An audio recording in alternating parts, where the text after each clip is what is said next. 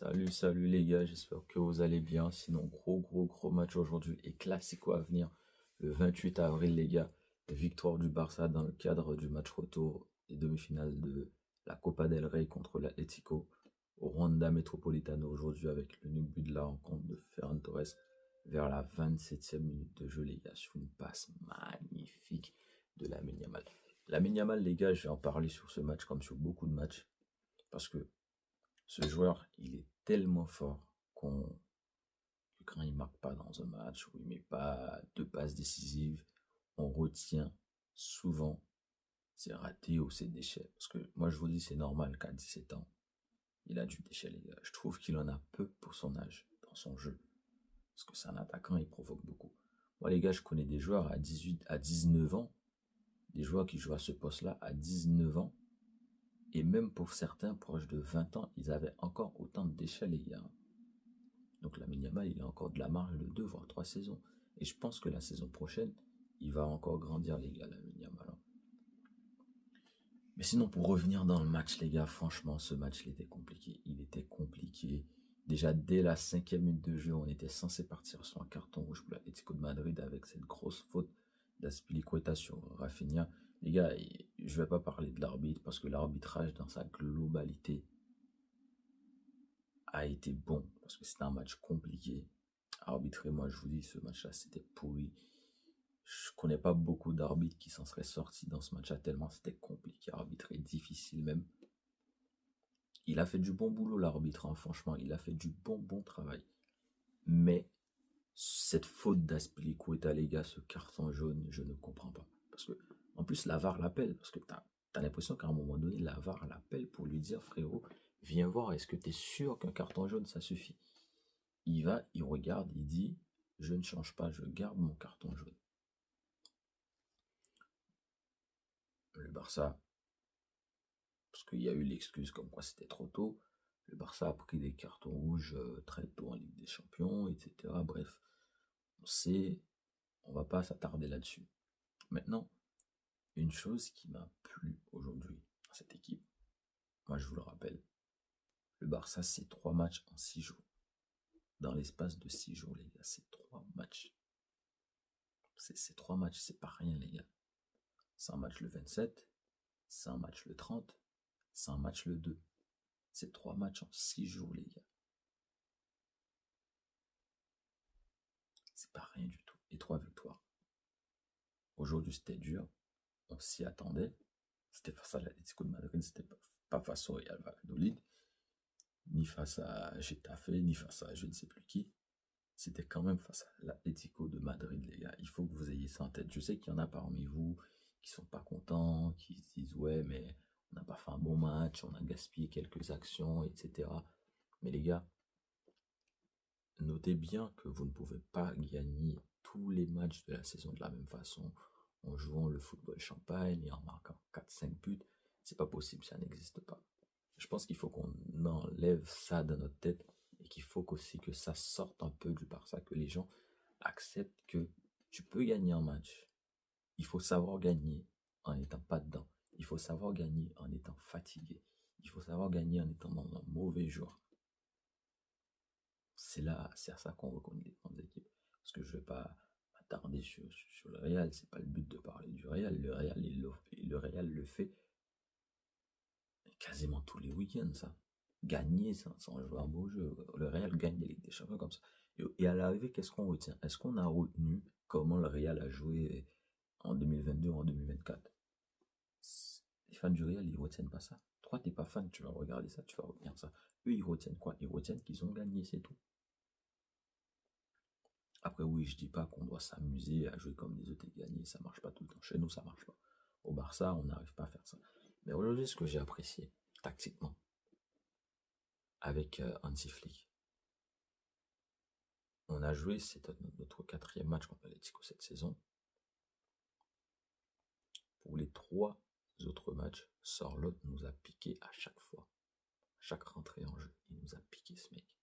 Et aujourd'hui, au moment où El Cholo Simeone il fait le changement de Sorloth, Hansi Flick il dit je vais faire le changement d'Araujo.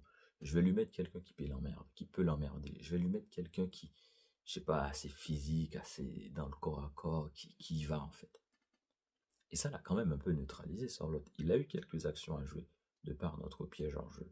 Mais il a été hors jeu à 2 reprises, hein, voire 3. Il a même mis un but où il était hors jeu. Donc ça veut dire ce que ça veut dire, parce qu'on joue sur le piège hors jeu. On accepte que l'attaquant arrive dans le dos de notre défense.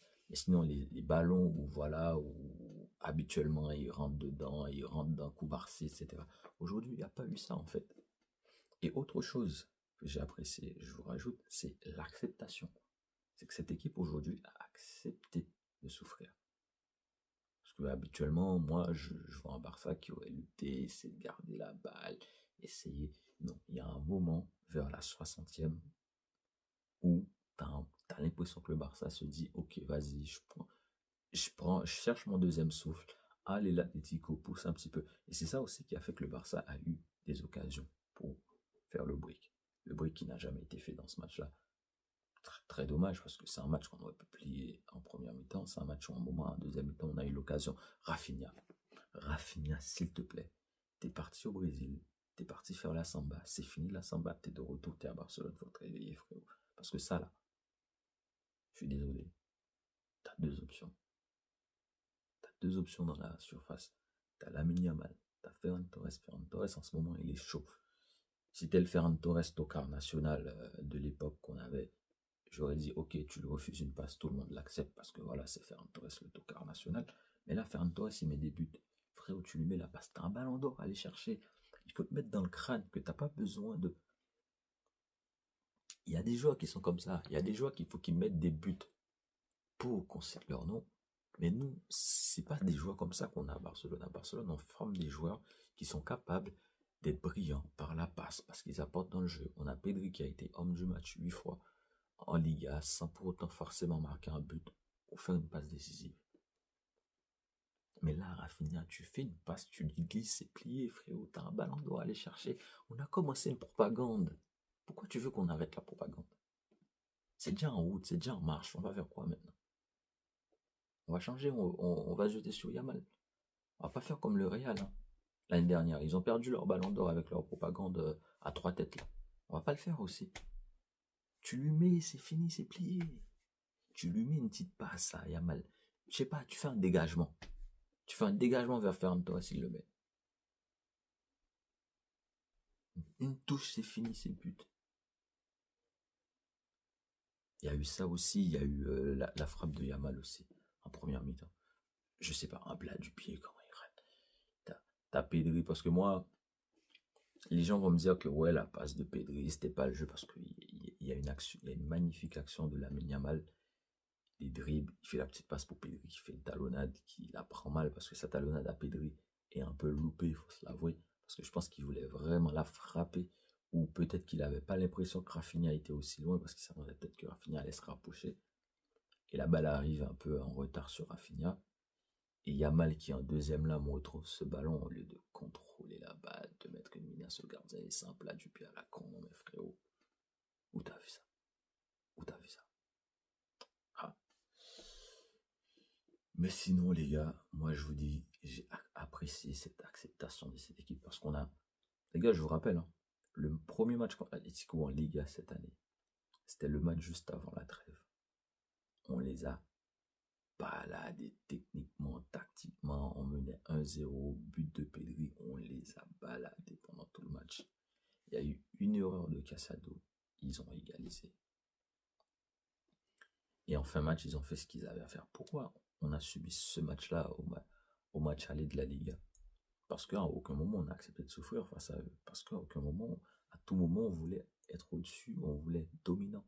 Mais les gars, aujourd'hui, on a fait le choix d'accepter par moment de ne pas dominer, d'accepter de faire des changements à caractère défensif, parce que le changement d'Eric Garcia était à caractère forcément défensif, parce que tu sors Firmine, tu rentres, tu viens avec Eric Garcia, tu joues Eric Garcia, Pedri, De Jong au milieu de terrain, tu as un caractère forcément plus défensif, parce que Firmine est beaucoup plus offensif. Tu fais monter Pedri d'un cran, donc tu acceptes que Frenkie De Jong il apporte moins dans le jeu parce que Eric Garcia lui apporte pas d'avantage en termes de tenue de ballon, en termes de voilà.